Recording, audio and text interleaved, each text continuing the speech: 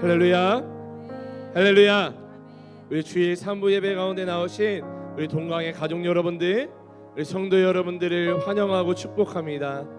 우리를 먼저 사랑하여 주사 우리를 구원하여 주시고 이 예배의 자리 가운데 우리를 부르신 그 하나님을 우리가 찬양하며 나아갈 때에 나도 주님을 사랑합니다, 내가 주님만을 사랑합니다, 그러한 고백으로요 주님 앞에 찬양하며 나아가도록 하겠습니다.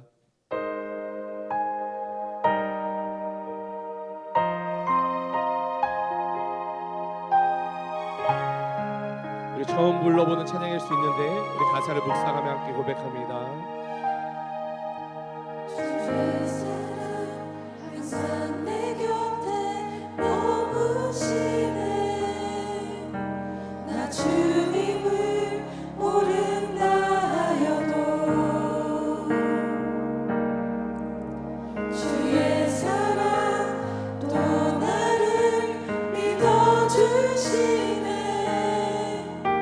나 주님을 모른다 하여도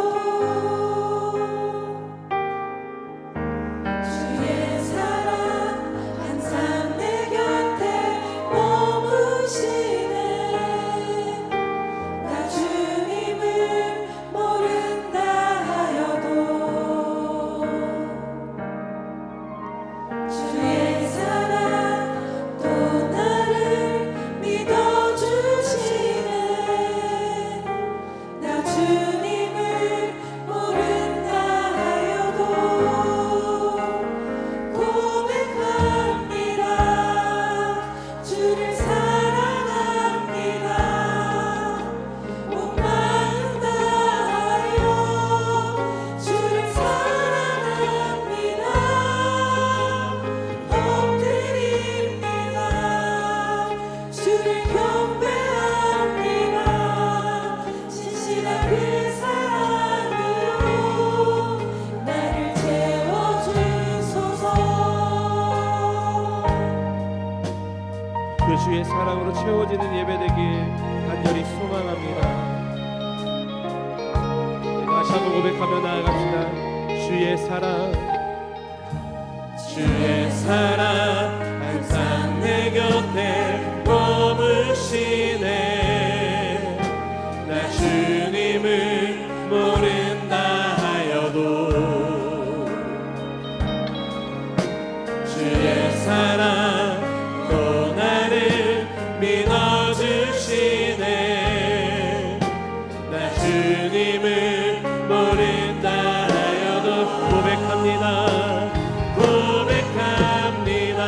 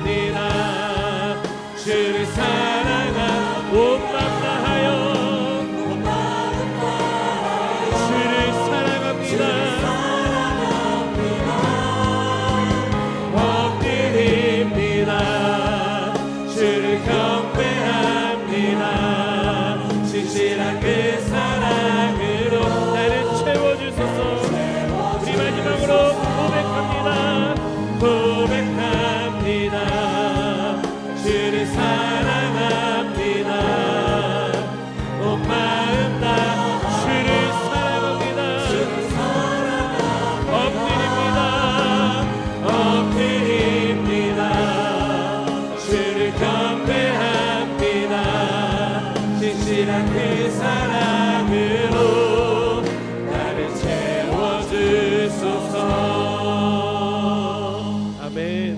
오늘의 이 예배 가운데 우리를 채워주신 그 하나님 앞에 우리 이 시간 힘차게 박수치며 우리 찬양하며 나아가도록 하겠습니다. 나보다 나를 잘 아시는 주님, 내가 주를 떠나 어디로 가겠나이까. 나 어딜 가든지 주 손이 나를 인도하시며 주의 오른손이 나를 붙드시리라. 나를 창세 전부터 계획하시고 지금까지 인도하시네.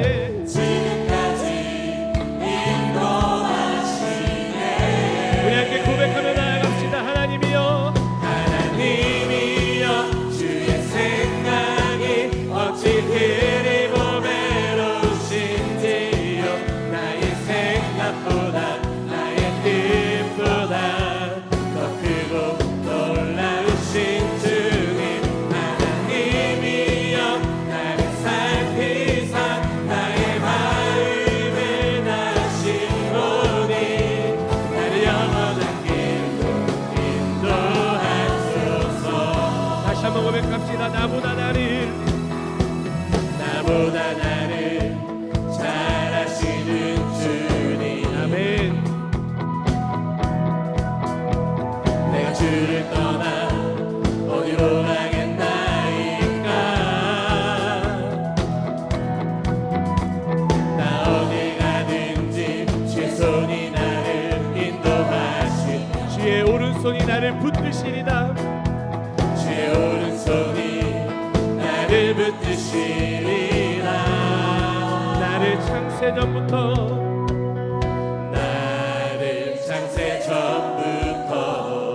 계획하시고 지금까지 인도하시네. 우리 함께 고백하며 나아갑시다. 하나님이여, 하나님이여, 주의 생각이 어찌 그리 보배로우신지요. 나의 생각보다 나의 뜻보다 더 크고 놀라우신 주님, 하나님이여, 나를 살피사 나의 마음을 다시오니 나를 영원한 길로 인도하소서. 하나님이여, 주의 생각이 어찌 그리 보배로우신지요. 나의 생각보다 나의 뜻보다 더 크고 놀라우신 주님, 하나님이여, 나를 살피사 나의 마음을 다시오니 나를 영원한 길로 인도하소서. 여호와 나의 목자, 여호와 나의 목자, 내게 부족 없네. 푸르른 초장 위에 나의 몸 누이시네. 선한 목자, 오 나의 목자여, 생수가 넘치는 곳 나를 인도하시네.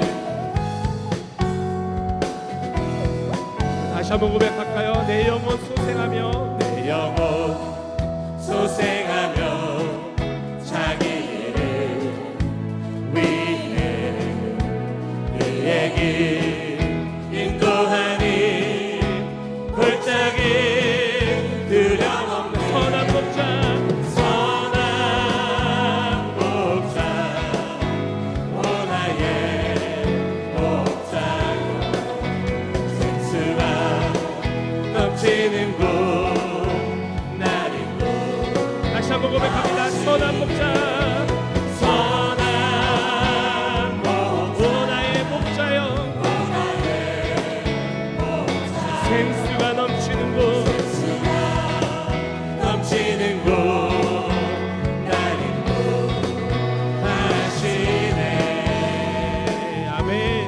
주님 우리를 인도하여 주시옵소서. 우리 더 큰 목소리로 기름을 머리 위에 바르시니 주님 평생의 선하심과 인자한 나를 선한 목자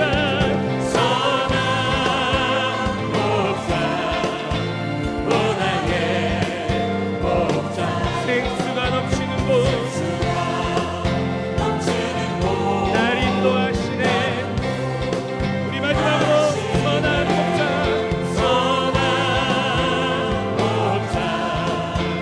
오나의 목자여 생수가 넘치는 곳 날 인도 한 걸음 한 걸음 한 걸음 한 걸음 주 예수와 함께 날마다 날마다 우리는 다시 한번 고백합시다. 한 걸음 한 걸음 한 걸음 한 걸음 주 예수와 날마다 날마다 날마다 우리는 다시 한번 한 걸음 한 걸음 한 걸음 주 예수와 함께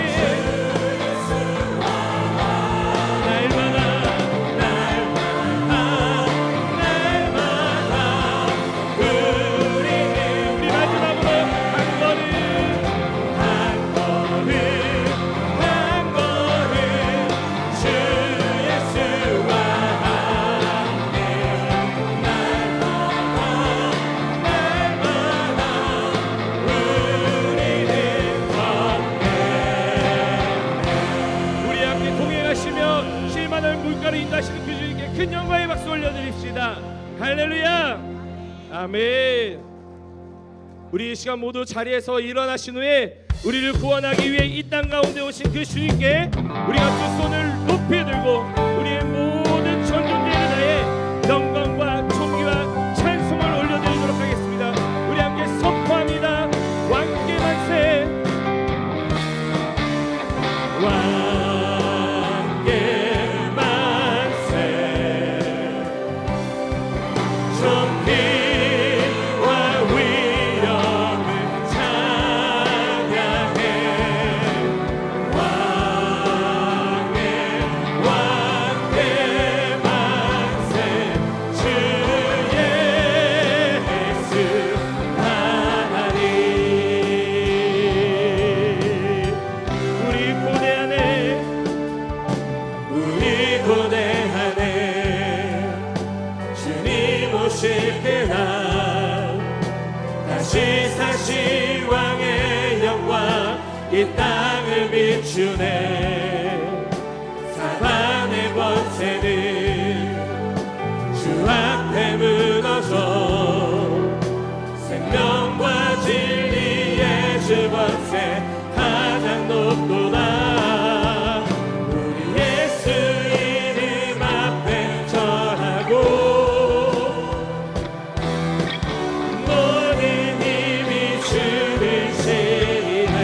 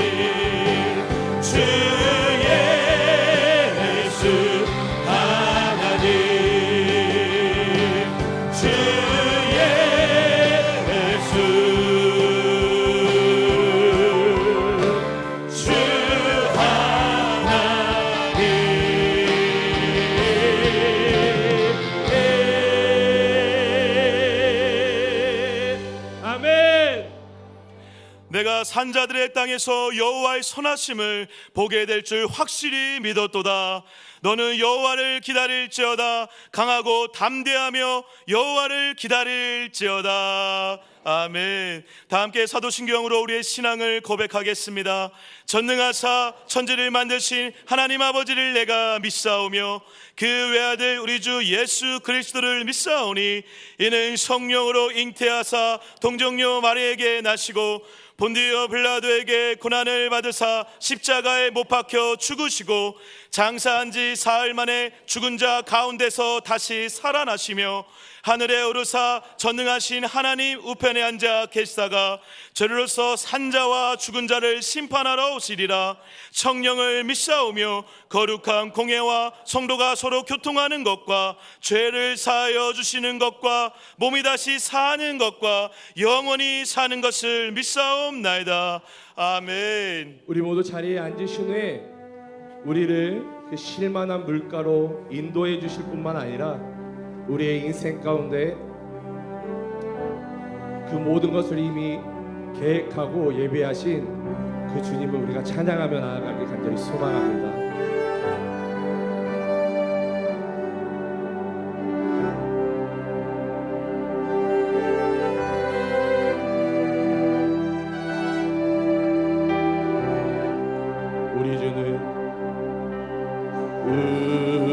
우리 주는 위대하며 능력이 많으시도다. 그의 지혜 무궁하며 인자는 영원하도다. 상한 자를 고치시며 상처를 싸매시도다. 별들의 수를 세시며 이름을 붙이셨도다. 그가 구름으로 하늘을 덮으시며 땅을 위하여 미 준비하시니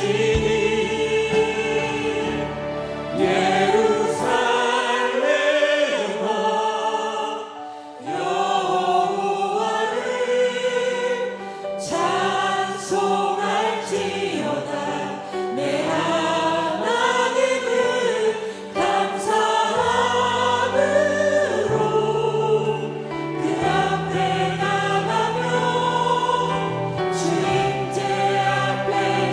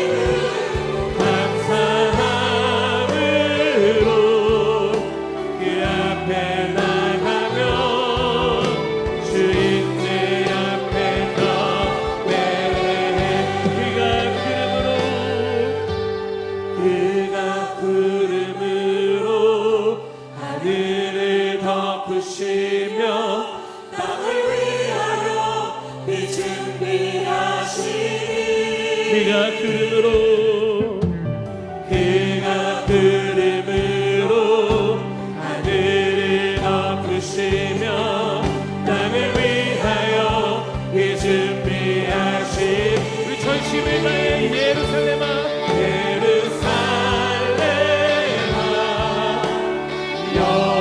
여호와를 찬송할지어다.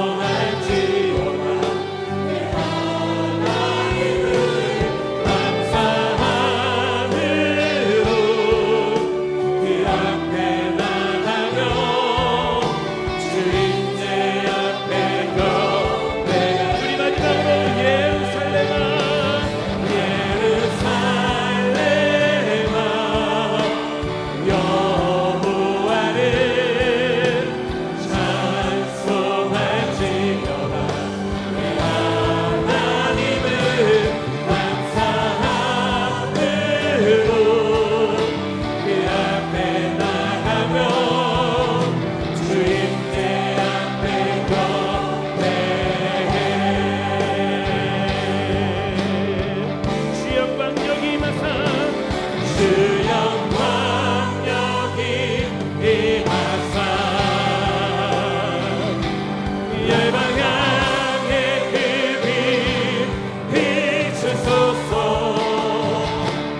주의 헌을 구할 때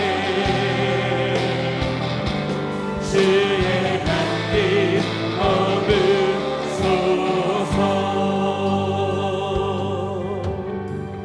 창조의 아버지 창조의 아버지 그 섭리 보이사 택하신 세대 일으키어 이 땅을 고치소서. 주의 크신 능력 주의 크신 능력 만물이 사모하니 성령의 기름 부어 주사 이 시간 임하소서. 주 영광력이 임하사 열방 향해 그 빛 비추소서.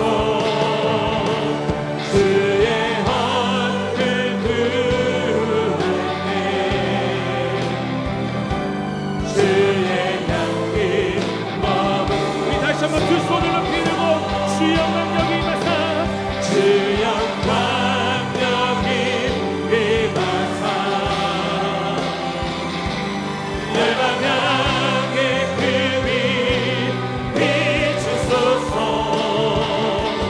주의 얼굴 구할 때 주의 향기 머무소서. 우리 함께 선포합니다. 영광 영광 영광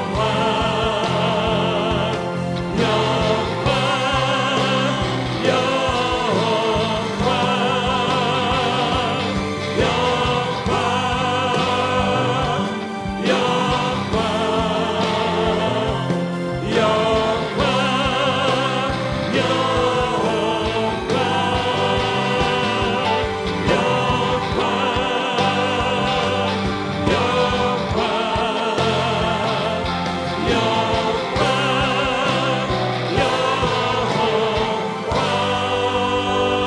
영광 아멘. 사랑과 은혜가 풍성하신 사랑하는 우리 하나님 아버지, 참 폭염의 날씨에서 우리의 육신을 지켜주시고 무엇보다도 하나님을 믿는 믿음 안에 살아가도록 인도하신 우리 하나님, 그 하나님의 이름을 두신 이 성전에 우리 성도들을 우리 하나님의 임재 앞으로 불러 예배케 하여 주시니 참으로 감사합니다. 하나님, 먼저 상하고 지친 우리 영혼을 붙들어 주시고 우리의 마음에 시온의 대로를 활짝 열어주셔서 우리 하나님 아버지께 믿음으로 예배드리는 은혜의 시간이 되게 하여 주시옵소서.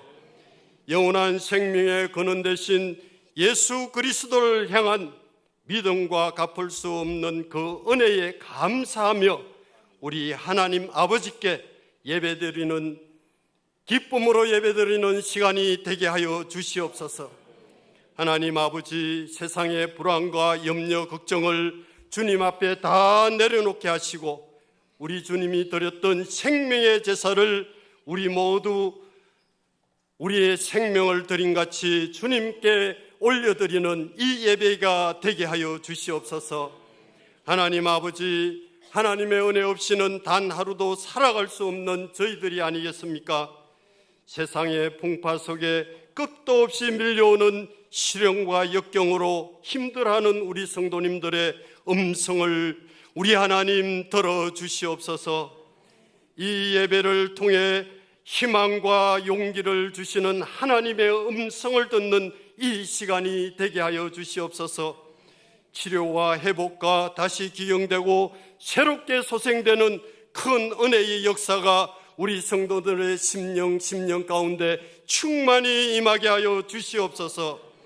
무엇보다도 황무지같이 메말라 있는 우리 각 심령이 영적으로 항상 깨어있게 하여 주시고 우리 앞에 있는 고난의 때를 지혜롭고 슬기롭게 잘 극복해 나갈 수 있도록 성령 하나님 도우시고 역사하여 주시옵소서. 수고하고 무거운 짐진 자들아 다 내게로 오라, 내가 너희를 쉬게 하리라고 말씀하시는 우리 주님, 주님의 그 참 평강을 경험하는 이 예배의 시간이 되게 하여 주시옵소서. 하나님 아버지, 주님의 피로 세우신 우리 동강교회입니다. 예수 그리스도의 생명력이 흘러 심령마다 넘치게 하여 주시고 주님이 맡겨주신 복음의 사명을 끝까지 잘 감당하는 믿음의 아름다운 공동체가 되도록 축복하여 주시옵소서. 하나님, 특별히 다음 세대를 향한 비전 위에 기름 부어 축복하여 주셔서 하나님을 사랑하는 예배자를 세우며 믿음의 인재들을 양성하여 이 나라 이 민족뿐만 아니라 세계 열방에 우리 하나님을 나라를 펼쳐나가는 믿음의 주역들이 우리 동강교회를 통하여서 수없이 일어나는 또 축복의 통로가 되어줄 수 있도록 우리 하나님 역사하여 주시옵소서. 휴가 중에 계시는 담임 목사님 영과 육을 재충전하여서 정말 하나님 아버지, 우리 하나님께서 들어서시는 믿음의 목자가 되어줄 수 있도록 우리 하나님 역사하여 주시옵소서.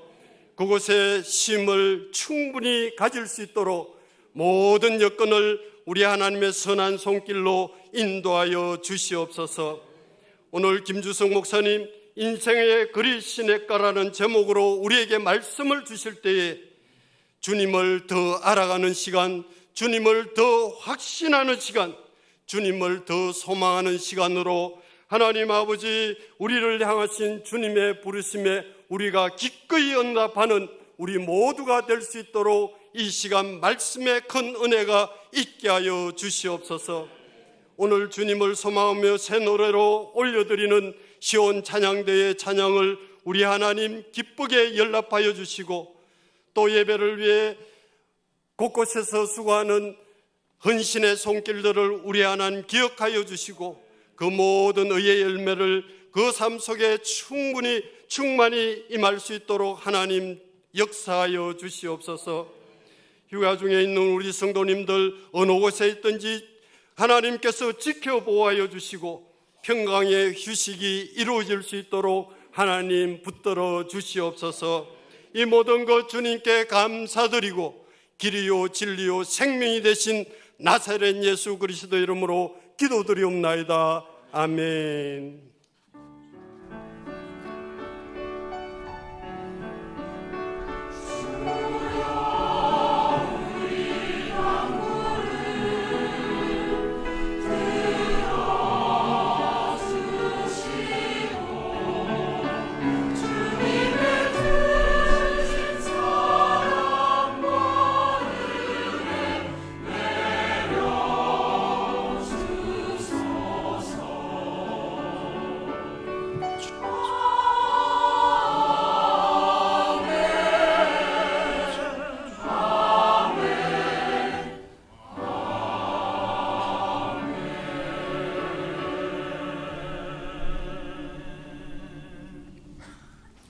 봉헌과 축복의 시간입니다. 다 함께 찬송 311장으로 하나님께 우리의 헌신을 다짐하며 봉헌하시겠습니다.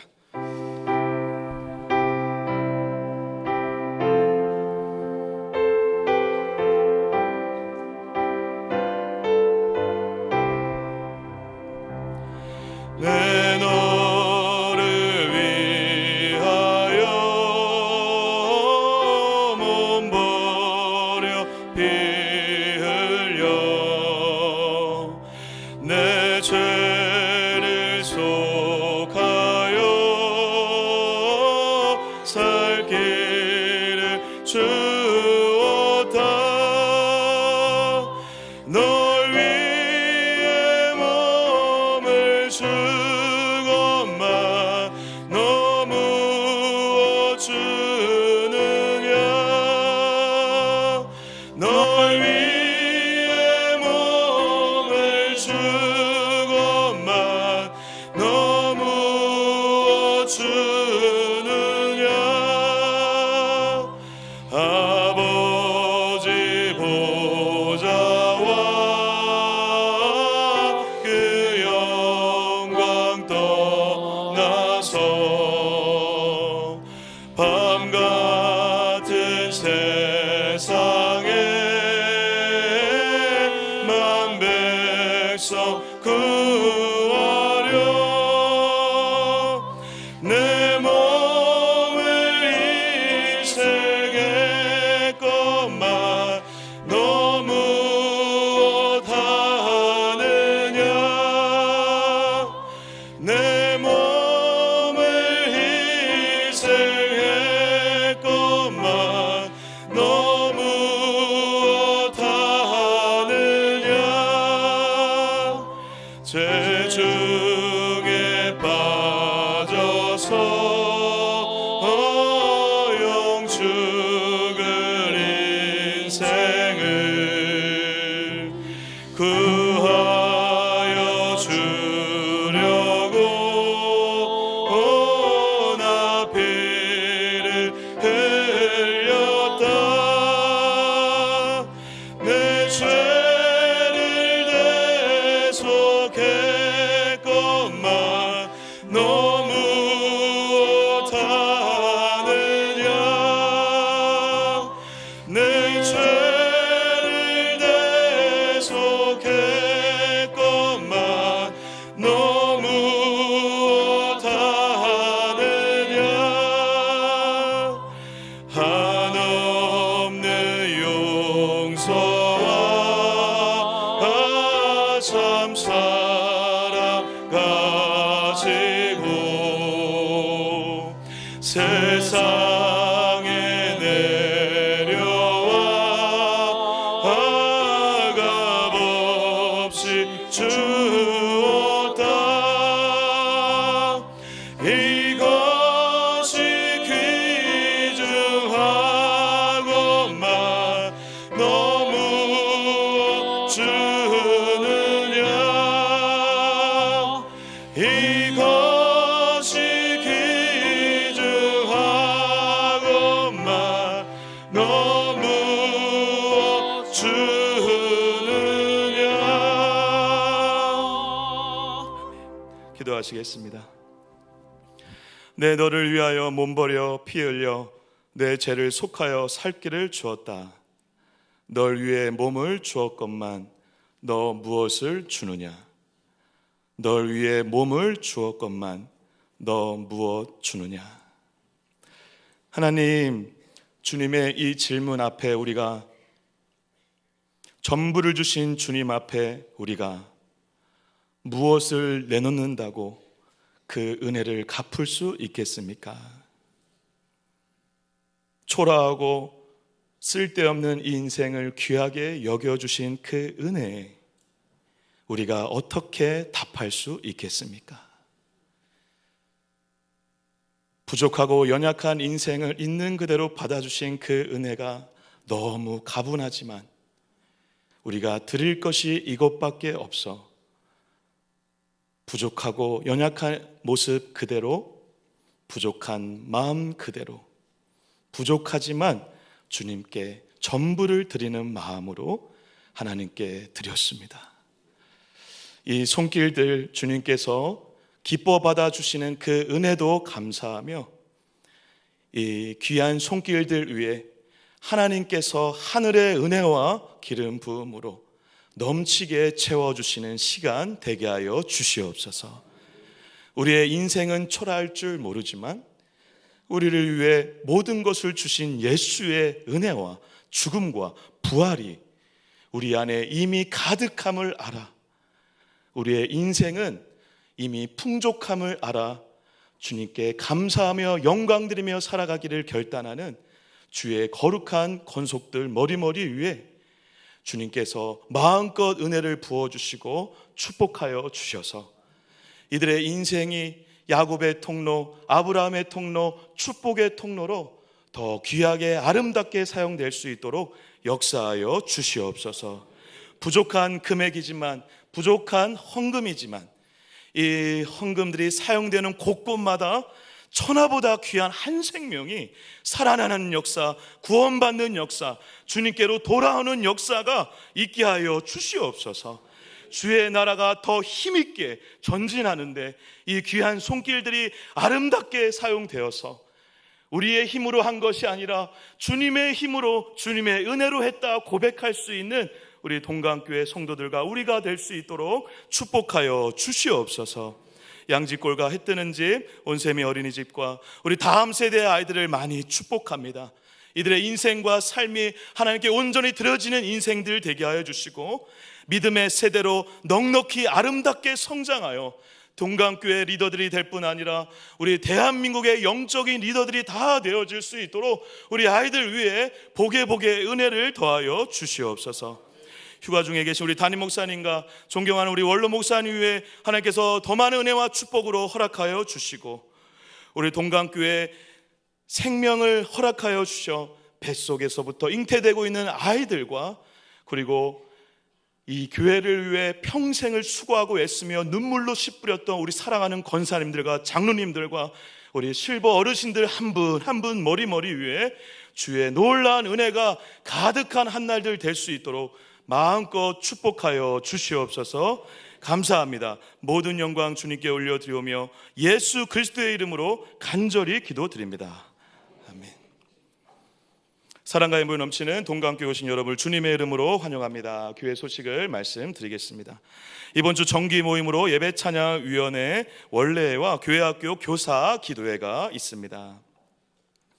청년 1부 수련회가 8월 23일부터 25일까지, 청년 2부 수련회가 8월 9일부터 10일까지 교회에서 진행됩니다.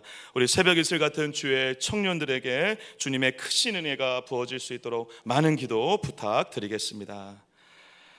2024년 하반기 제자 훈련생을 모집 중에 있습니다. 신청은 8월 18일까지이며 1층과 3층 로비에 준비되는 신청서를 참조하셔서 작성하여 우리 교육자들에게 전달해 주시기를 바랍니다.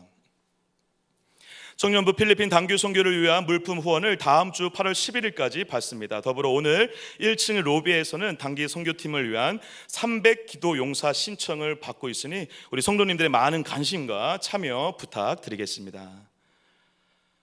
평신도와 함께하는 커피 브레이크 워크숍이 8월 31일 토요일 오전 10시부터 오후 5시까지 2층 소예배실에서 진행합니다. 1층 로비에서 신청을 받고 있으니 말씀과 소그룹에 관심 있는 모든 성도님들의 많은 참여 바랍니다. 비전스쿨 1박 2일 파자마데이 캠프가 8월 16일부터 17일까지 쉼 만남이라는 주제로 비전센터에서 진행됩니다. 우리 비전스쿨 아이들을 위해서 많은 기도 부탁드리겠습니다. 관리위원회에서 수요 청소 봉사자를 모집합니다. 매주 수요일 오전 9시 30분부터 본당 화장실 등을 함께 청소해 주실 분들의 많은 참여 바랍니다. 문의 및 신청은 박진영 집사님께 해주시기 바랍니다. 임명입니다. 지저스 주일 2부 드럼의 김철호 성도를, 에라임 찬양단의 한예진 집사를, 아기예배 돌봄 교사로 홍복신 권사를 임명합니다. 교육자 동정입니다. 김주성 목사님이 여름 휴가를 다녀오십니다. 이번 주 금요기도의 주간은 천사의 나팔소리에서 섬겨주시고 오늘 주일 식사는 전지현 목장, 최봉은 목장에서, 다음 주일은 조덕희 목장, 최성규 목장에서 섬겨주십니다. 오늘 한 분 특별한 분을 좀 잠시 소개하려고 하는데요. 오늘 저녁 비행기로 우리 떠나시는 우리 이재혁 선교사님과 손영은 선생님 잠시 자리에서 일어나 주시면 감사하겠습니다. 우리 화면에 좀 비춰줄 수 있으실까요? 우리 선교사님들 오늘 저녁 비행기로 떠나시면 우리 박수로 우리 축복하고 우리 기도하는 마음으로 응원하도록 하겠습니다. 우리 손 선교사님과 이재호 선교사님 이제 쉼을 좀 취하시고 이제 다시 나이지리아로 돌아가시는데요. 우리 지난 금요일 날 귀한 말씀을 전해 주셨는데 하나님의 역사가 이렇게 아름답게 이루어지고 있다라는 것을 우리가 경험할 수 있는 좋은 귀한 시간이었습니다. 우리 이재호 선교사님과 우리 두 분이 가시는 그 길 가운데 나이지리아 그 땅에 우리 두 분을 통하여서 하나님의 나라와 역사가 복음이 더 힘있게 전진할 수 있도록 많이 격려해 주시고 기도해 주시고요. 오늘 돌아가시기 전에 꼭 한번 또 만나셔서 우리 손도 잡아주시고 인사해 주시고 축복해 주시면 감사하겠습니다. 우리 말씀과 은혜의 시간입니다. 오늘 우리에게 주신 하나님의 말씀은 열왕기상 17장 1절에서 7절까지의 말씀입니다. 제가 주는 성경으로 구약성경 545페이지 열왕기상 17장 1절에서 7절까지의 말씀, 오늘 본문 말씀을 제가 봉독해 올려드리도록 하겠습니다. 길르앗에 우거하는 자 중에 디셉 사람 엘리야가 아합에게 말하되 내가 섬기는 이스라엘의 하나님 여호와께서 살아계심을 두고 맹세하노니 내 말이 없으면 수년 동안 비도 이슬도 있지 아니하리라 하니라. 여호와의 말씀이 엘리야에게 임하여 이르시되 너는 여기서 떠나 동쪽으로 가서 요단 앞 그릿 시냇가에 숨고 그 시냇물을 마시라. 내가 까마귀들에게 명령하여 거기서 너를 먹이게 하리라. 그가 여호와의 말씀과 같이 하여 곧 가서 요단 앞 그릿 시냇가에 머물매 까마귀들이 아침에도 떡과 고기를 저녁에도 떡과 고기를 가져왔고 그가 시냇물을 마셨으나 땅에 비가 내리지 아니하므로 얼마 후에 그 시내가 마르니라. 아멘. 시온 찬양대가 준비한 찬양으로 하나님께 영광을 올려드린 후에 김주성 목사님 나오셔서 하나님의 말씀 선포해 주시겠습니다.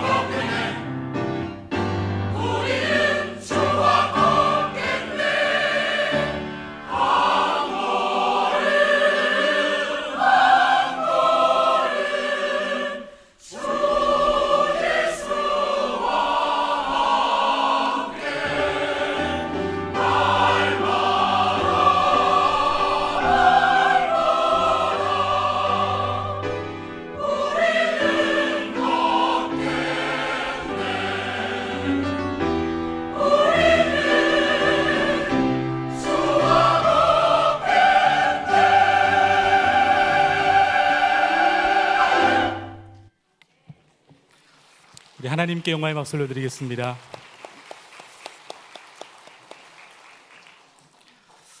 이 시간 우리 주일 3부 예배에 나오신 모든 분들을 우리 주님의 이름으로 축복하면서 우리 예수님 주신 귀한 권세의 이름으로 우리 옆에 있는 분들 이렇게 축복하면 좋겠습니다.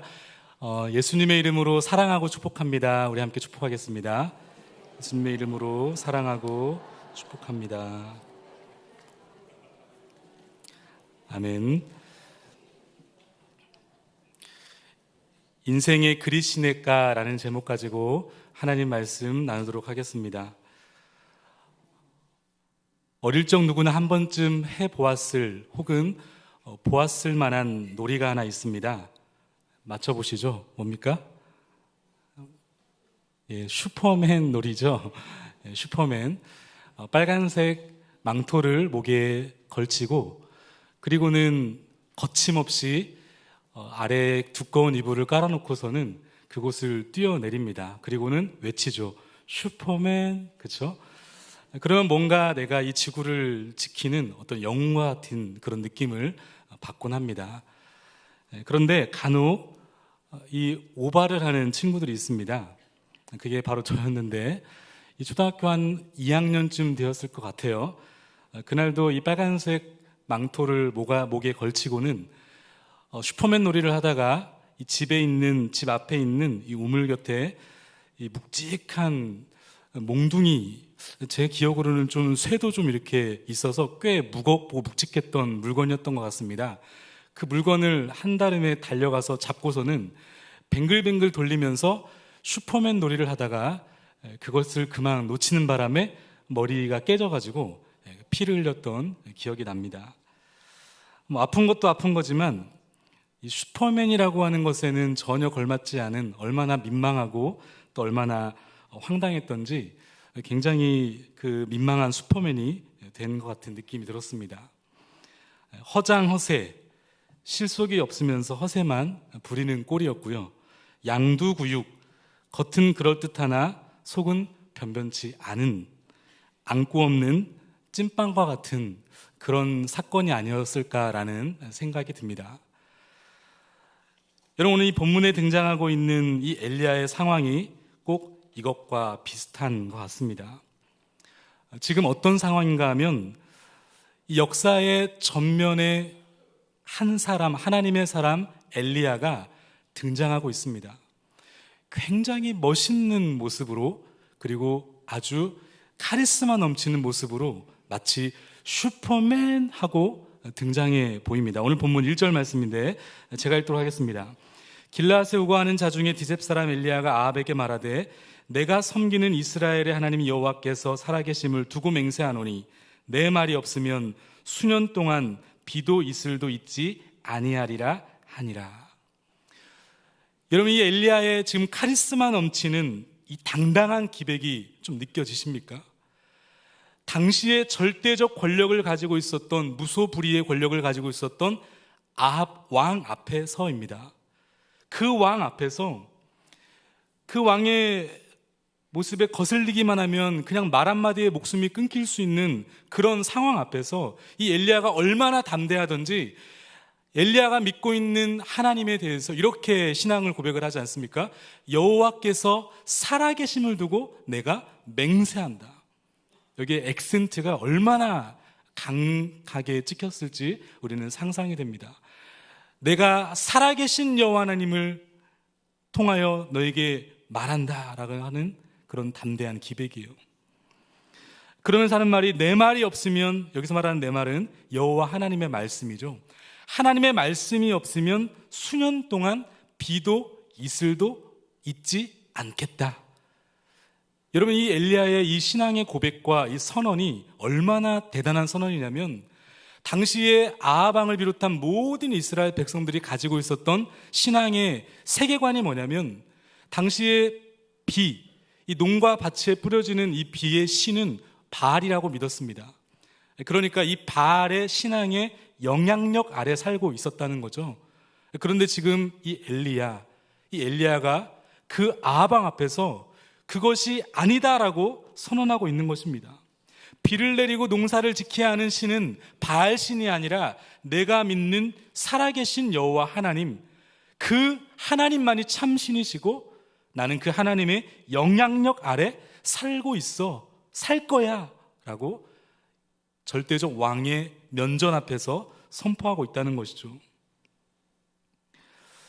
이런 당당하고 카리스마 넘치는 이 엘리야의 모습, 그런데 곧바로 이어서 하나님은 굉장히 분위기를 이상하게 몰고 가십니다. 이 엘리야 입장에서는 마치 슈퍼맨 했다가 멋없는 그런 모습처럼 분위기 다 구기는 명령을 하시는데, 그게 바로 오늘 본문 2절과 3절 말씀인데 우리 같이 한번 읽겠습니다. 시작. 여호와의 말씀이 엘리야에게 임하여 이르시되 너는 여기서 떠나 동쪽으로 가서 요단 앞 그릿시냇가에 숨고. 여기서 빨리 떠나라 라고 말씀하십니다. 그리고는 동쪽으로 가서 그릿시냇가에 숨어라. 여러분, 지금 이 아합 왕 앞에서 얼마나 멋있게 카리스마 넘치게 선포를 했습니까?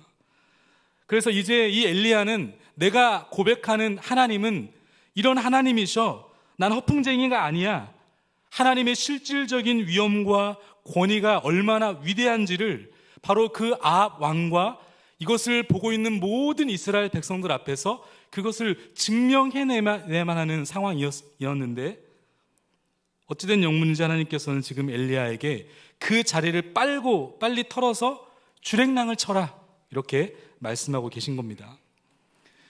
나아가서 4절에 보면요, 그 그릿시냇가에서 뭐 하냐 봤더니 숨어서 이 까마귀가 죽어 있는 그 음식에 연명을 하고 있습니다.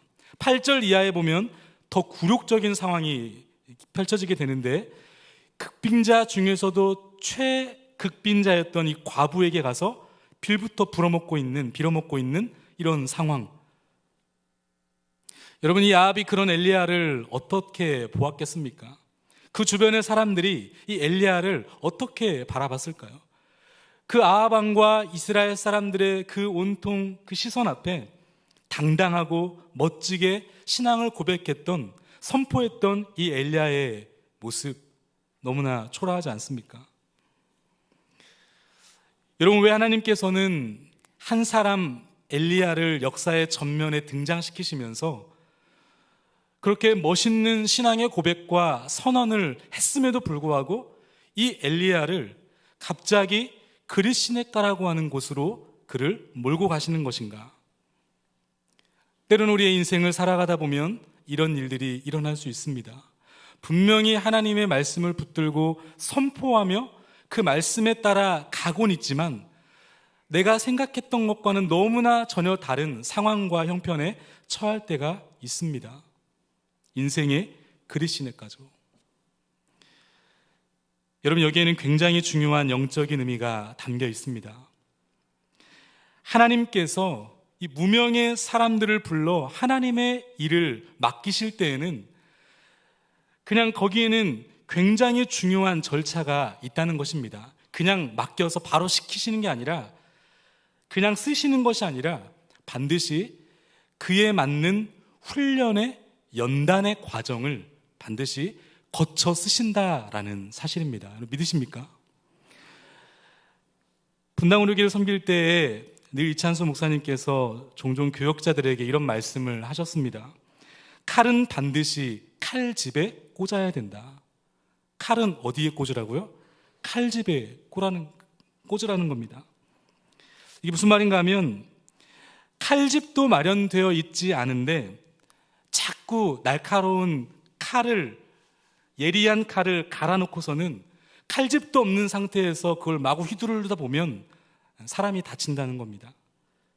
그래서 날카로운 예리한 칼을 잘 훈련하고 만드는 이 목회도 중요하지만 더 중요한 것은 그 칼을 담을 수 있는 칼집, 바로 그게 인격과 인품과 자기 훈련, 이것이 굉장히 중요하다는 사실을 강조했습니다.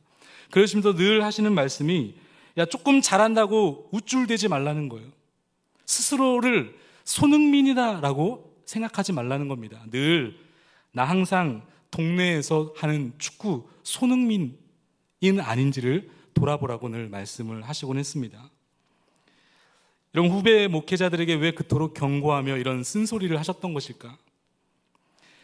여러분, 기능적인 것은 다 갖추었다 할지라도 그게 끝난 것이 아니라는 겁니다. 착각하지 말라는 거예요. 이게 인간의 교만일 수 있고 그게 우리의 착각일 수 있다는 겁니다. 하나님 보시기에는 아직 그 일을 하기에 좀 훈련이 필요할 수 있다는 것입니다. 하나님이 다듬어 가시는 그런 과정과 시간이 필요할 수 있다는 것입니다. 그래서 여러분, 하나님께서 오늘 27장 1절에서 그렇게 멋있게 담대하게 카리스마 넘치게 선포했던 이 엘리야를 지금 이 그릿 시내가에 보내어 그를 다루고자 하셨던 것입니다.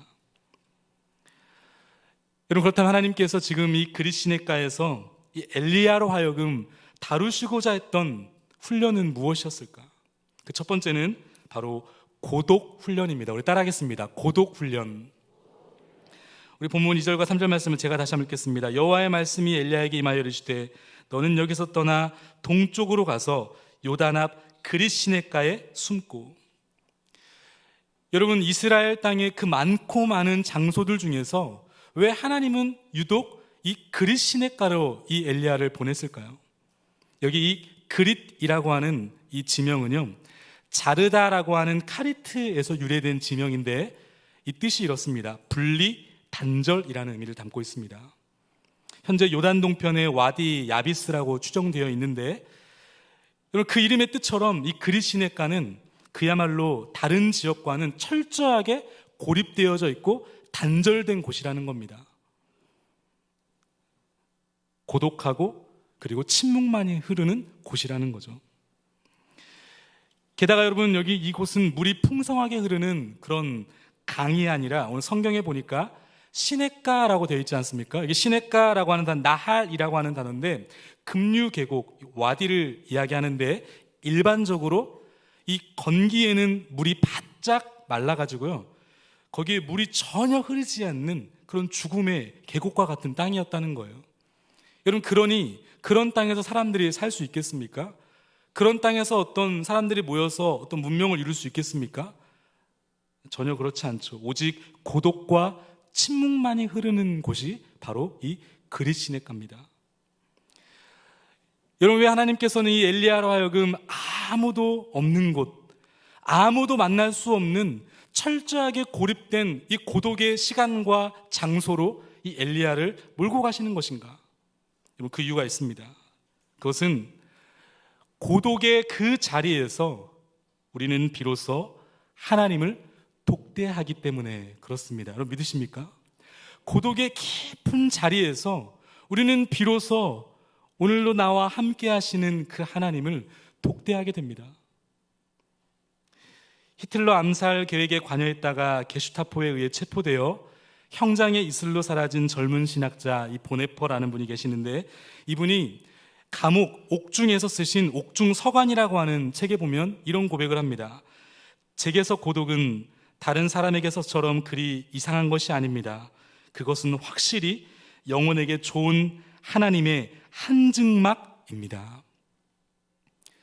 그 감옥에서의 깊은 혼자만의 고독의 시간들을 지나면서 이 목사님이 깨달은 한 가지의 진리가 있는데, 이 고독이라고 하는 것은 마치 내 영혼의 좋은 하나님의 한증막이라는 거예요. 한증막이 뭐죠? 한증막은 돌로 만들어진 큰 도면을 가열해서 그 안에 들어가면 몸이 막 뜨거워지는 그런 장치 아닙니까? 마치 이 고독이라고 하는 그 시간과 장소가 내 영혼이 하나님으로 말미암아 뜨거워지는 그 시간, 바로 그것이 고독일 수 있다라고 고백하고 있는 것입니다. 심리학자이자 성경 상담의 새로운 길을 열었던 이 레리 크랩이라고 하는 분이 계시는데, 이분이 쓴 책의 이 제목이 의미심장합니다. 고통 속에서 하나님을 발견하다. 이 책 안 읽으셔도 됩니다. 이 책 제목 그대로예요. 고통과 이 고독 속에서 하나님을 독대할 수 있다는 이야기입니다. 여러분, 그렇습니다.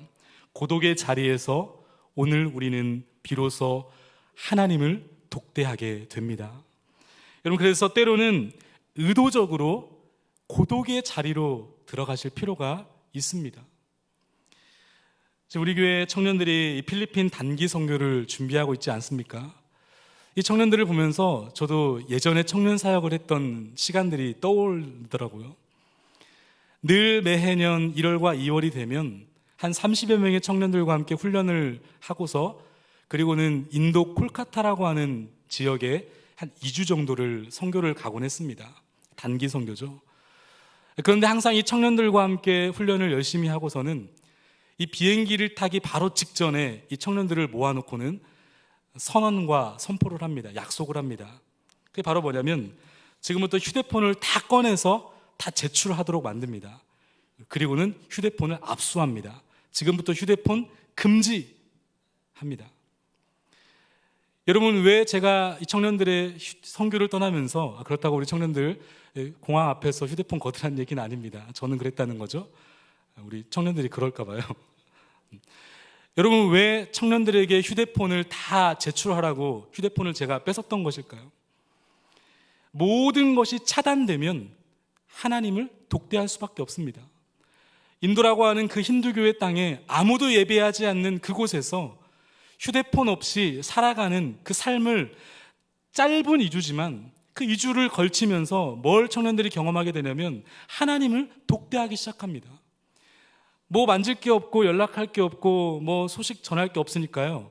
늘 삼삼오오 모여서 하나님이 하신 일들에 대해서 간증하고 고백하고 말씀 보고 기도하고 예배하고, 그리고 3일이 지나고 4일이 지나고 일주일이 지나면요 벌써 그곳이 하나님 나라가 됩니다.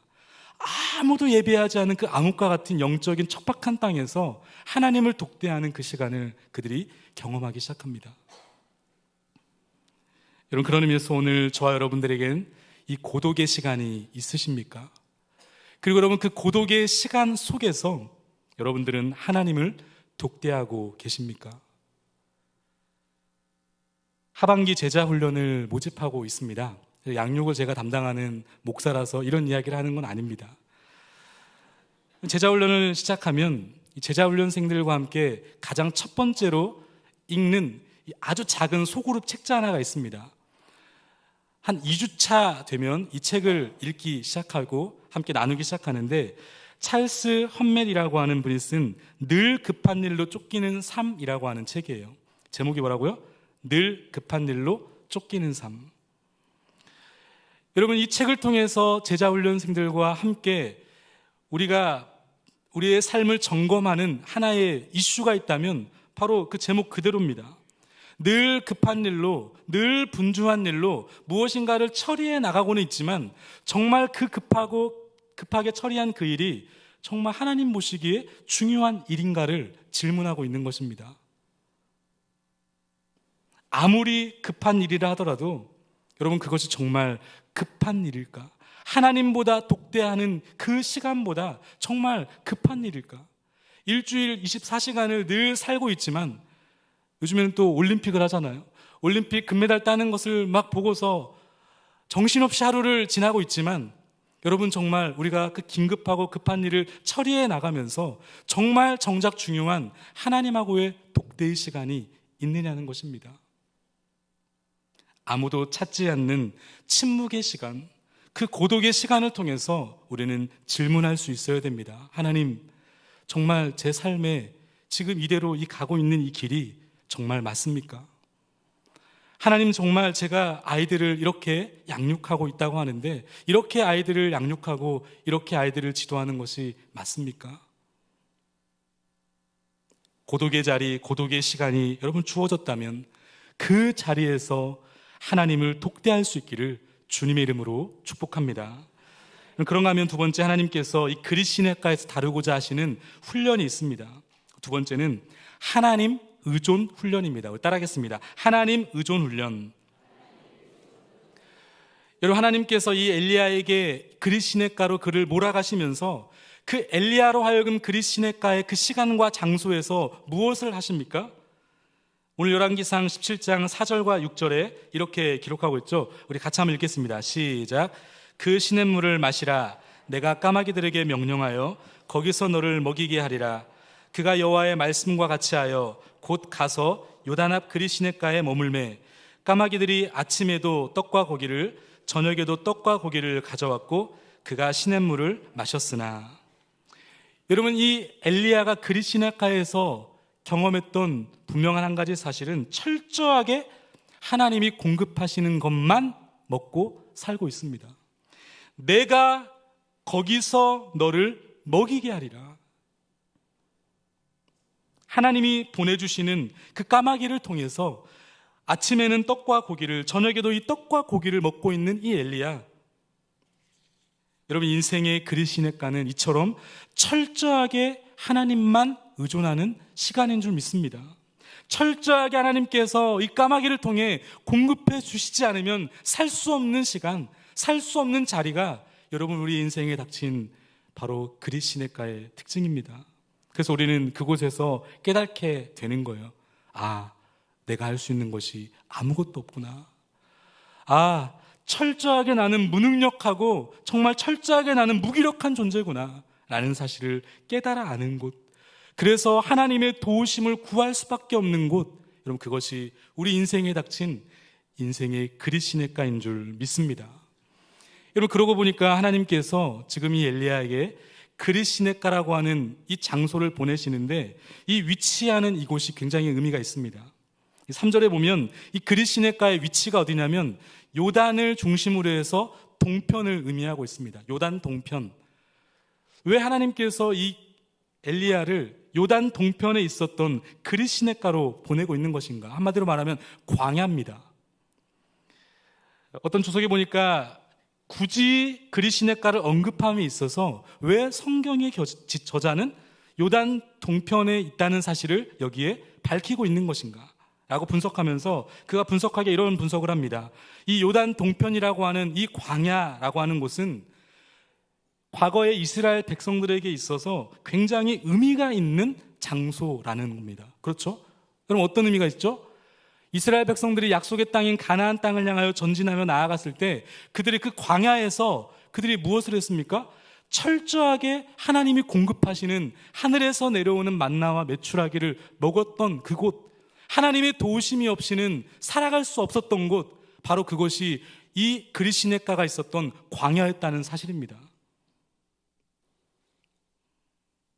여러분, 인생의 그릿시네가의 장소와 시간 속에서 여러분 하나님을 철저하게 의존하고 계십니까? 의지하고 계십니까?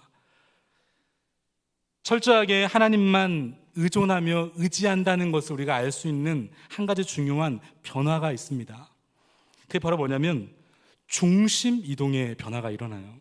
무슨 말이냐면 그릿시네가에서 하나님을 의지한다는 것은 나 중심에서 자꾸만 내가 아니라, 우주의 중심이 나가 아니라 바로 하나님이시구나, 하나님이 내 인생의 주인이시구나, 하나님이 내 인생의 주도권을 가지고 계시는구나 라는 사실을 깨달아 알 뿐만 아니라 그것을 인정하는 자리로 살아간다는 거예요. 그게 하나님을 의존한다는 의미입니다. 그래서 여러분, 철저하게 나 중심의 시간이 아니라 철저하게 하나님 중심, 때로는 하나님의 마음을 열어 상대방 중심의 입장에서 생각하고 그리고 배려하고 그리고 성장하는 시간, 바로 그 시간이 그릿시네가라는 거예요. 여러분, 엘리야의 입장에서 한번 생각해 보세요. 이 그릿시네가에서 아침마다 저녁마다 까마귀가 자꾸만 떡과 고기를 물어다 줍니다. 그런데 이 까마귀가 도대체 7시에 오는지 8시에 오는지 밤 9시에 오는지 가늠할 수가 없는 거예요. 엘리야가 할 수 있는 것은 그저 하늘을 높이 쳐다보며 하나님이 내게 언제 이 떡과 고기를 물어다 주실까를 기대하면서 자신의 모든 시간의 중심을 철저하게 누구에게 맞추고 있습니까? 하나님의 시간에 맞추고 있는 거예요. 그래서 여러분, 그릿시네가 같은 이런 기다림의 시간은 때로는 지루할 수 있습니다. 때로는 그 시간이 길어지면서 너무나 힘든 시간일 수 있어요. 왜요? 자꾸만 우리의 본능은 내 중심으로 하려고 하기 때문에 그래요. 그런데 하나님은 그때마다 야, 네 중심이 아니라 내 중심으로 시간을 써라. 여러분, 사랑하는 사람을 기다려 보신 적 있으십니까? 사랑하는 누군가와 약속을 합니다. 그리고 그 시간에, 약속 시간에 맞추어 정확하게 딱 나갔는데 그 상대방이 그 시간에 나타나질 않는 겁니다. 10분이 흐르고 20분이 흐르고 30분이 흐르고 1시간이 흐르면 어떻습니까? 점점점 초조해지기 시작하죠. 그리고 점점점 짜증이 나기 시작합니다. 왜냐하면 우리는 기본적으로 내 중심으로 시간을 쓰려고 하기 때문에 그래요. 여러분, 누군가를 기다리는 그 시간은 철저하게 그 사람에게 맞추어져 있는 시간입니다. 그러니까 기다리는 시간에 그것이 본질이에요. 그리스도인가라고 하는 인생의 깊은 그 기다림의 시간은 철저하게 하나님께 맞추어 가야 되는 시간인 줄 믿습니다. 바로 그것이 우리 인생에 허락하신 그리스도인가의 의미입니다. 여러분, 때로는 그 자리가 결혼이라고 하는 자리이기도 한 것 같습니다. 이 결혼 전에는 어떻습니까? 남자친구, 여자친구 그 역할만 있잖아요. 저도 그 역할만 있다고 생각하고 결혼했는데 결혼하고 나니까 저도 모르는 상황에서 역할이 늘어나더라고요. 무슨 역할이 늘어납니까? 남편의 역할이 생기고 아내의 역할이 생기고 한 가정에 사위의 역할이 생기고 또 며느리의 역할이 생기는 거죠. 생각지도 못했던 무거운 남편의 자리가 익숙치 않은 아내라고 하는 이 그리스도인가의 자리가 생깁니다. 그러고 나면 아이를 낳으면 어떻죠? 또 갑자기 예상치 못한 역할이 또 생겨요. 아빠의 자리, 그리고 엄마의 자리. 우리는 그때 철저하게 깨달아 알게 됩니다. 아무것도 할 줄 모르는 우리 자신을 보면서 아빠로서, 엄마로서, 남편으로서, 아내로서 아무것도 할 수 없는 준비되어 있지 않은 우리 자신의 모습을 보면서 점점점 깨달아 알게 되는 거예요. 나 중심이 아니라 하나님 중심으로 살아가야 되는구나. 나 중심이 아니라 내게 주신 내 사랑하는 아내와 가족들을 위해 살아가야 되는 것이구나. 여러분, 위기의 상황에서 얼마나 담대하게 행동하느냐보다 중요한 것은 얼마나 하나님을 의존하느냐인 줄 믿습니다. 담대하게 행동하느냐보다 중요한 것, 하나님을 의존하는 삶, 바로 그것이 인생의 시냇가에서 여러분들이 붙잡아야 할 믿음의 태도인 줄 믿습니다. 그런가 하면 마지막 세 번째, 하나님께서 인생의 시냇가에서 다루고자 하시는 훈련이 하나가 더 있습니다. 바로 그것이 말씀 경험 훈련이에요. 따라하겠습니다. 말씀 경험 훈련. 하나님께서 우리 인생 한 사람 한 사람을 이 땅에 보내셔서 그로 하여금 하나님의 놀라운 일들을 끌고 가시는데 일종의 하나님의 스토리죠. 그 하나님의 스토리를 써 내려가시면서 그 중요한 도구 하나가 있습니다. 그게 바로 뭐냐면 말씀이에요. 그래서 여러분, 이 광야, 인생을 흔히 광야라고 표현하지 않습니까? 이 광야라고 하는 단어가 미드바르라는 단어인데 장소라는 뜻이고 그 다음에 다바르라는 뜻은 말씀이란 뜻이에요. 그러니까 이 인생이라고 하는 이 광야는 말씀 장소라는 겁니다. 하나님의 말씀을 듣는 곳, 하나님의 말씀을 경험하는 장소, 바로 그것이 우리 인생의 그리스도인가 광야라는 사실입니다. 그동안에는 소문으로만 들었던 하나님, 그동안에는 성경에 기록된 다윗이 이랬다더라, 다윗이 이런 어려움이 경험했는데 그는 이런 하나님을 만났네, 바울은 이런 하나님을 만났네, 그런 소문으로만 들었던 하나님이 아니라 이제는 그 다윗의 하나님이, 그 바울의 하나님이 실존적으로 내 삶에 나와 함께 하시는, 경험케 되어지는 말씀의 은혜가 바로 그리스도인가라는 사실입니다. 여러분, 엘리야를 보세요. 17장 1절에서 아주 멋있게 그의 신앙 고백과 멋있는 하나님의 말씀을 선포했지만 사실 정작 그는 그 하나님의 말씀을 그의 삶의 실존 속에서, 그의 삶의 한 복판에서 그를 경험해 본 적은 없습니다. 그런데 여러분, 앞으로 이 엘리야가 담당해야 될 그 엄청난 사명의 무게는 크잖아요. 갈멜산에서 850명과 전투해야 되는 영적인 전투를 앞에 두고 있습니다. 영적으로 타락하고 어두운 시대에서 하나님의 사람들을 세워나가야 될 사명이 주어져 있어요. 그렇게 여러분, 이 엘리야는 그 누구보다 하나님의 말씀은 정말 정확하구나, 하나님의 말씀은 정말 완벽하구나, 하나님의 말씀은 실질적으로 실존해서 경험되어질 필요가 있었다는 것입니다. 그래서 하나님께서 이 엘리야를 그리스도인가에 몰아 하나님의 말씀에 순종한 엘리야를 통하여 거기서 그를 먹이게 하셨던 겁니다. 여러분, 엘리야가 매일매일마다 몰아다 주는 이 까마귀가 먹여주는 고기와 떡을 먹으면서 그는 어떤 생각을 했을까요? 와, 정말 내 인생에 대박이다. 이런 우연이 있다니. 어떻게 저런 까마귀가 나를 알고 나와서 와가지고 고기나 물고기를 이렇게 던져다 주는 것인가? 그것도 하루 이틀도 아니고 정말 내 인생 대박이야. 로또 찍으면 정말 당첨될 텐데 이런 생각을 가지고 있었을까요? 그렇지 않았을 겁니다. 엘리야는 그 사건을 보면서 까마귀가 날마다 물어다 주는 그 모습을 보면서 와, 정말 대박이구나. 하나님 정말 살아계시는구나. 하나님 내게 말씀하셨는데 그 말씀 그대로 내 삶에 이루어지고 있구나. 말씀 경험의 현장이 바로 그릿 시냇가였다는 것입니다. 그래서 여러분, 항상 이 그릿 시냇가에서 두 가지가 필요해요. 그 자리에서 부딪히고 있는 하나님의 말씀이 있는가? 또 한 가지는 그 말씀이 정말 내 삶에, 내 삶 한복판에 진짜 부딪히고 있는가를 점검해 보셔야 됩니다. 저는 중학교 2학년 때 예수님을 인격적으로 만났습니다. 그리고는 너무나 교회가 좋았어요. 교회에 와서 보니까 밥도 주죠. 제가 좋아하는 탁구도 칠 수 있죠. 제가 좋아하는 사람들 만날 수 있죠. 그냥 정말 이 교회가 천국이었어요. 교회에 있는 게 너무 좋아서 주일날 집에 돌아가고 싶지 않았어요. 그러면 교회에서 평생 살려면 뭐 해야 되지? 딱 보니까 목사님밖에 없는 거예요. 그래서 그때부터 저의 인생의 비전은 목사였습니다. 물론 축구도 너무 좋아해서 축구 선수를 좀 해보려고 하다가도 그거는 사실 목사님보다는 꿈이 좀 작았어요. 어쨌든 중학교, 고등학교를 이제 나는 신학대학교를 갈 거야, 그런 마음을 가지고 그렇게 준비하면서 인생을 살았습니다. 그런데 고3에 뜻하지 않은 제 인생에 사건이 찾아와요. 그건 다음에 말씀드리겠습니다. 그런 큰 깊은 인생의 어려움이 제 삶에 찾아오면서 그러면서 인생의 방향을 틀기 시작합니다. 목사는 아무나 하는 게 아니구나. 이렇게 늘 화려한 조명 밑에서 멋진 넥타이를 메고 사람들 앞에서 말씀을 증거하는 것은 참 너무나 행복한 일일 텐데, 그런데 이 강단을 딱 내려가는 그 순간 이게 그 삶의 무게가 어마어마하구나라는 사실 앞에 너무나 두려웠어요. 그래서 뒤도 안 돌아보고 주랭랑을 치기 시작하는데, 그래서 신학대학교를 가지 않고 일반 대학을 진학하게 됩니다. 그리고는 신나게 놀았어요. 물론 겉은 성실한 편이었기 때문에 주변에서는 잘 몰랐어요. 늘 교회에 나와서 찬양 인도하고 그리고 주일학교에 가서 고3 아이들을 가르치는 선생님이었기 때문에 전혀 잘 어른들은 몰랐을 겁니다. 그런데 저는 알았죠.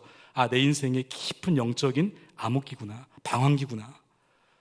그렇게 열심히 놀다가 하나님 나름대로 그 마음으로 떠나서 열심히 살다가 정신 차려보니까 대학 3학년 2학기 한 25살쯤 되었던 것 같아요.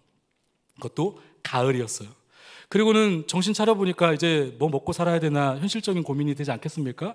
주변을 한번 싹 둘러보니까 친구들이 딱 두 가지 하더라고요. 하나는 그 당시에 열풍, 지금도 열풍이긴 하지만 공무원 시험 준비였어요. 저희 아버지가 공무원이셨거든요. 그래서 공무원 생각해보니까 그거 해도 괜찮겠다. 철밥 끓이시다고 하는데 합격해가지고 평생 그렇게 살면 되겠다. 그리고 그러고는 이제 계획을 다 세웁니다. 책을 사고 또 여러 공부를 할 수 있는 방법들을 다 마련해 놓고서는 한 달을 준비한 것 같아요. 그리고 책을 다 사서 한 40만 원, 50만 원어치를 책을 사가지고 도서관에 딱 들어갑니다. 들어가서는요, 반나절 만에 그걸 때려쳤어요. 정말 저는 알았어요. 이게 내 꿈이 아니면 정말 이게 공부 의욕이 생기지 않는구나. 너무 저는 공부가 재미없었습니다. 공무원 시험이. 그래서 이건 내 길이 아닌가벼. 그리고는 이제 또 주변을 둘러보기 시작하는데 함께 공부했던 친구들이 대학원을 준비하기 시작합니다. 그래도 사람에 대한 궁금증과 그런 인생에 대한 궁금증이 많았던 것 같아요. 저는 심리학을 전공을 했습니다. 그래서 심리학과 대학원을 가기 위해서 이제 여러 곳에 리서치를 하고 교수님의 논문들을 읽어보면서 준비하기 시작하는데 그것도 한참을 연구하고 준비해서 보니까 못하겠는 거예요. 왜냐하면 이게 심리학 공부라고 하는 게 1, 2년 안에 마무리될 것 같지는 않아요. 제대로 공부하면 이게 보니까 의대만큼이나 정말 오랜 시간 공부를 해야 되는 과정이 있더라고요. 석사 마치고 박사 마치면 또 어디 병원 들어가가지고 병원 수련도 해야 되고 이런 복잡한 과정에 나는 그렇게까지 공부하고 싶진 않다 그러고 또 때려쳤습니다. 그리고는 이제 터덜터덜 이렇게 어느 날 대학교 대학교 학교 옥상에 딱 올라갔는데 그 가을이죠. 가을 얼마나 외롭습니까? 쓸쓸하고 낙엽은 다 떨어지고 이상하게 또 보이는 친구들은 다 짝 있는 친구들이에요. 여자친구 남자친구 손 붙들고 막 가는 모습을 보면서 내 인생은 이게 뭔가 막 그런 허무함이 밀려오더라고요. 꿈도 없지, 뭘 해야 될지도 모르겠지, 야 이러다가는 정말 여기서 뛰어내리겠구나 라는 생각까지 들더라고요. 그런데 그때 제 머릿속에 싹 스치는 섬기는 한 교회 집사님, 지금 장로님이 되셨는데 그분이 제게 하셨던 말씀 한 구절이 생각이 났어요. 로이드 존스 목사님이 쓰신 로마서 강해를 한번 읽어보라고 하는 그런 권면이었습니다. 왜 그랬는지 모르겠지만 하나님의 은혜겠죠. 그리고는 도서관에 쏜살같이 달려가서 그 책을 찾았는데 읽기 전에 정말 토 나오는 줄 알았어요. 16권짜리 책이었거든요. 야 이거 어떻게 읽나 그러고 있다가도 그래도 하나님이 감동 주셔서 1권을 딱 꺼내서 책을 읽기 시작하는데 정말 한 챕터 한 챕터를 넘겨가면서 눈물 없이는 읽을 수 없는 상황이 되었습니다. 로마서 강해라고 하는 로이드 존스 목사님 쓰신 책은 로마서를 오랜 시간 동안 설교했던 설교집이에요. 그래서 옆에는 성경을 로마서를 펴고 그 책을 열어가면서 분석하면서 읽기 시작하는데 그때부터 하나님의 은혜가 부어지기 시작합니다. 하나님이 어떤 분이신지, 그 하나님 앞에 인간은 어떤 존재인지, 그 인간을 위해 예수 그리스도께서 무엇을 하셨는지, 여러분 로마서가 그런 말씀을 드리는 말씀 아닙니까? 그래서 다시 한번 예수 그리스도를 만나고 복음의 확신을 갖자 이제는 제가 내 인생에 무엇을 해야 될지 앞이 보이더라고요. 그래서 신학대학원을 준비하고 이 길로 오게 된 겁니다. 종종 청년들이 저에게 그런 질문을 합니다. 목사님 저는 꿈이 없어요. 도대체 뭘 해야 될지 모르겠어요. 앞이 캄캄해요. 그럴 때 하수들은 비전에 관한 책을 선물합니다. 근데 저는 아니더라고요. 비전에 관한 책 수십 권을 읽어도 거기에 비전을 찾을 수는 없었습니다. 여러분 분명한 비전은 예수 그리스도를 만나야 생깁니다. 믿으십니까? 분명한 인생의 꿈은 복음 앞에 벌거벗겨져야 내가 무엇을 해야 하는지가 분명하게 보이더라고요. 말씀 앞에 여러분 부딪히셔야 됩니다. 내 인생에 고난이 찾아왔다면 그 고난은 고난대로 남겨두셔는 안 되고 그 고난이 자꾸만 하나님이 주신 말씀으로 부딪혀야 되는 거예요. 그것도 어제 부딪혔던 말씀이 아니라 오늘 내게 주신 말씀으로 부딪혀 가셔야 되는 겁니다. 저는 제자훈련을 담당하고 있는 담당 목사입니다. 그래서 제자훈련을 제가 강조하는 건 아니에요. 저는 제 인생의 목회의 중요한 키워드 중에 하나가 훈련과 양육이 있습니다. 왜냐하면 훈련과 양육을 통해서 사람들이 세워진다고 믿기 때문에 그렇습니다. 그래서 이 제자훈련을 오랜 시간 동안 했었고 한 18년 정도 제가 사역을 했는데 한 번도 빼놓지 않고 이 훈련을 매 학기 2반 이상을 했던 것 같아요. 근데 여러분 이 제자훈련의 중요한 키워드 방향성이 있습니다. 한간에는 이 제자훈련에 들어가면 기독교의 어떤 기본 진리를 알게 되고 또 거기에 좋은 사람들을 만나니까 너무 좋다더라 막 이런 소문이 우리 교회에 막 나지 않습니까? 그래서 지금 20명 이상의 성도들이 신청을 하고 계세요. 그런데 여러분 그것은 덤이에요. 제자훈련의 중요한 키워드는 뭐냐면 말씀의 부딪힘이에요. 나 혼자서로는 말씀의 부딪힘이 어려운데 하나님의 그런 열정과 그 마음을 가지고 있는 사람들이 함께 모여서 매일매일마다 매주마다 점검하는 말씀의 부딪힘의 훈련이 있어요. 암송을 하고요. 많지는 않습니다. 하나예요. 암송을 하고요. 성경을 읽어내려가고요. 기도를 하고요.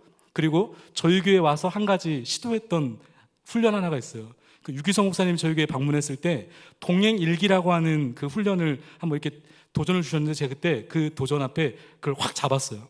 그리고는 저 혼자 할 수 없잖아요. 그래서 한번 실험을 해봤어요. 우리 제자 반 1학기 훈련생들에게 그 훈련을 딱 했는데 너무 좋은 훈련이더라고요. 동행 일기 쓰는 훈련, 매 순간 예수님이 내 삶에 무엇이라고 말씀하고 계시는가, 이 순간 예수님이 내게 어떤 말씀을 주셨는가를 계속 점검해 나가는 훈련이에요. 그것을 일기 형태로 쓰는 훈련입니다. 여러분 이 훈련을 진행하는 이유가 무엇이겠습니까? 제자훈련의 본질은 예수 그리스도를 점점점 닮아가는 과정인데 여러분 예수님을 닮아가는 방법은 하나밖에 없습니다. 말씀 앞에 부딪힐 수밖에 없는 거예요. 하나님의 말씀 앞에 내 생각이 부딪혀서 예수 그리스도의 생각으로 바뀌고 하나님의 말씀 앞에 내 감정이 부딪혀서 화나는 분명한 상황임에도 불구하고 화를 내지 않고 하나님의 온유로 그걸 감싸안고, 내 생각은 분명히 이렇게 결정해야 되는데 하나님 말씀이 부딪히니까 하나님의 말씀 앞에 하나님의 마음으로 결정이 바뀌는 것, 여러분 그것이 제자 훈련이에요. 이것은 제자 훈련뿐만 아니라 우리의 삶의 모든 인생의 신앙의 과정에 반드시 필요한 훈련인 줄 믿습니다. 말씀의 부딪힘이에요. 말씀을 정리합니다. 여러분, 고난은 크기의 문제가 아니라 태도의 문제입니다. 내 인생에 재수가 없어서 인생에 그리스도인가가 온 것이 아니라, 내 인생에 어쩌다 저쩌다 하다 보니까 이렇게 내 인생의 그리스도인가를 경험하는 것이 아니라, 여러분 그 인생의 그리스도인가는 우리에게 반드시 필요한 훈련의 장소이기 때문에 주어진 줄 믿습니다. 어떤 훈련입니까? 고독 훈련. 그 고독의 현장에서 하나님을 독대할 수 있기를 주님의 이름으로 축복합니다. 어떤 훈련입니까? 하나님 의존 훈련. 하나님을 의존하는 가운데 자꾸만 나 중심이 아니라 예수 그리스도의 중심으로 내 생각과 내 마음과 내 결정이 바뀌어가는 장소. 여러분, 어떤 훈련입니까? 말씀이 경험되어지는 현장. 소문으로만 들었던 하나님이 아니라 정말 내 삶에 실존적으로 역사하시는 하나님의 말씀은 완벽하시구나라는 사실을 경험케 되어지는 현장. 여러분, 그것이 그리스도인가라고 한다면 그런 하나님의 훈련의 장소가 될 수 있기를 주님의 이름으로 축복합니다. 이야기를 드리고 말씀을 마무리합니다. 어릴 적 친구들과 자주 놀았던 하나의 놀이 방법이 있었어요. 시골 살다 보니까 전라북도 진안군 용담면 옥거리라고 하는 동네에서 태어났는데 너무나 시골이어서 댐을 막아버렸습니다. 고향이 없어요. 너무 골짜기라서 아마 놀 게 별로 없었던 것 같아요. 그러다 보니까 친구들하고 막 같이 놀다가 보면 어느 날 딱지를 치다가 보면은 비가 막 쏟아질 때가 있어요. 바람이 세찬 바람 속에서 비바람이 불 때 친구들과 함께 모여서, 왜 그러는지 모르겠지만 고성을 질러가면서 끼 하면서 막 동네방네를 이렇게 친구들하고 돌아다녔던 것 같아요. 만약에 친구들이 아니라 혼자 그랬다고 한다면 제가 그때 알았어요. 아, 사랑하는 친구들과 함께 폭우를 맞으니 그게 추억이 될 수 있는 거구나. 사랑하는 사람과 함께하는, 여러분, 가난은 추억이 될 수 있고, 사랑하는 사람과 함께하는 결핍은 추억이 될 수 있습니다. 오늘 임마누엘 되시는 하나님께서 우리와 항상 24시간 동행하고 계십니다. 믿으십니까? 그 하나님과 함께 인생의 그리스도인가 그 속에서 하나님을 독대하시고 하나님을 철저하게 의지하시고 하나님의 말씀이 살아있음을 경험케 되어지는 이 한 주 저와 여러분 될 수 있기를 주님의 이름으로 축복합니다. 우리 시간 함께 기도하며 나가기를 원합니다. 우리 주신 말씀 붙들면서 함께 기도합시다. 하나님, 내 인생에 찾아온 그리스도인가 이 장소가 있습니다. 이 시간이 있습니다. 너무 힘들고 너무 괴롭고 도저히 이해할 수 없는 내 인생에 찾아온 인생의 그리스도인까지만 하나님, 내게 믿음을 더하여 주옵소서. 너무나 고독한 시간과 너무나 고독한 이 장소에서 하나님을 독대할 수 있는 믿음을 더하여 주옵소서. 나 중심이 아니라 하나님의 중심으로 나의 중심이 이동되어지는, 하나님 의존할 수 있는 시간 되게 해달라고, 하나님의 말씀이 경험되어지는 시간 되게 해달라고, 이 시간 우리의 한 주의 삶을 놓고, 우리의 가정을 놓고, 우리의 자신을 놓고 이 시간 우리의 인격을 담아서 주님의 이름으로 크게 한번 부르짖고 합심으로 기도하며 나갑니다. 주여, 하나님 아버지 감사합니다. 하나님, 우리의 인생에 닥친 인생의 깊은 그리스도인가 앞에 절망하며 좌절하며 하나님, 이것을 어떻게 해야 될지 막막할 때가 많이 있지만 하나님, 그러나 나와 동행하시고 함께 하시는 임마누엘 되시는 성령 하나님과 함께 하나님이 이 어려운 그리스도인가를 지나가기를 원합니다.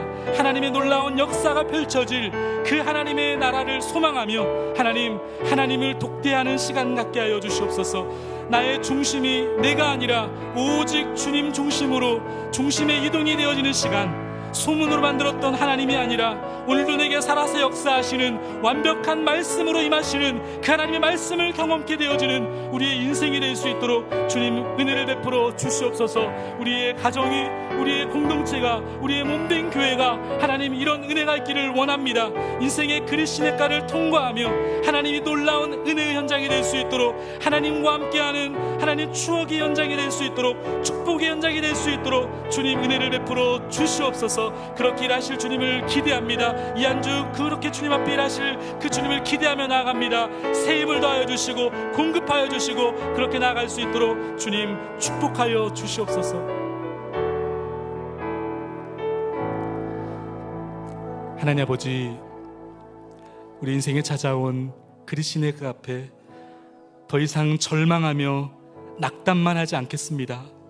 이제 눈을 들어 나와 함께 하기를 원하시는 그 주님을 독대하며 그 자리에서 하나님을 철저하게 의지하는 자로 성장하는 곳으로, 하나님의 말씀이 오늘도 살아 역사하신다는 사실을 경험하는 하나님 놀라운 축복의 현장으로 이 한 주 살아낼 수 있도록 은혜를 더하여 주시옵소서.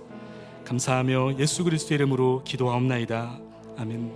이제는 우리 구주 예수 그리스도의 은혜와 하나님의 다함없는 사랑과 성령 하나님의 위로교통 함께 하심이 인생에 닥친 그리시네가 앞에 우리의 눈을 들어 우리와 함께 하시는 그 주님을 붙들며 믿음으로 한 걸음 한 걸음 달려나가기를 결단하며 나아가는 사랑하는 모든 성도들 머리머리 위에, 가정과 사업장 위에, 몸된 교회 위에 이제로부터 영원토록 함께 계시기를 축원하옵나이다.